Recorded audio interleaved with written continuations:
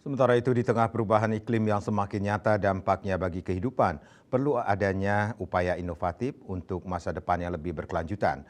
Tanpa disadari, komunitas lokal telah menemukan berbagai jawaban yang sejak lama teruji dan tertanam dalam kearifan lokal Indonesia dalam bentuk teknologi tradisional.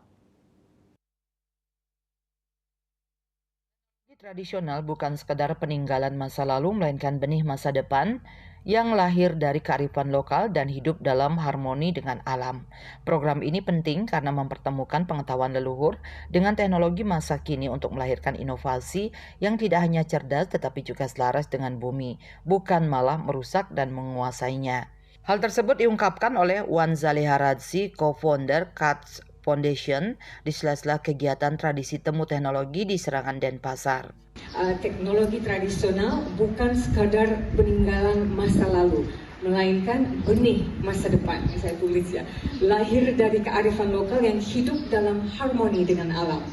Program ini penting bagi kami karena mempertemukan pengetahuan leluhur dengan teknologi masa kini untuk melahirkan inovasi yang berpijak pada bumi, bukan menguasainya. Sementara Sanai Amalia Priscila selaku co-founder Pratisara Bumi Foundation, program ini berawal dari keprihatinan atas ketidakseimbangannya ekosistem bumi. Padahal masyarakat Indonesia secara turun-temurun memiliki warisan pengetahuan lokal dan teknologi tradisional yang selaras dengan alam.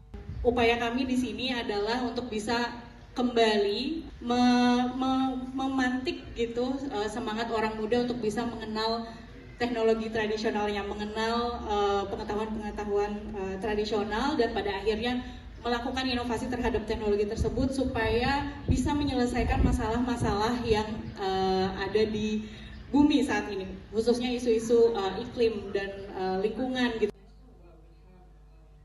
Andika Bali TV.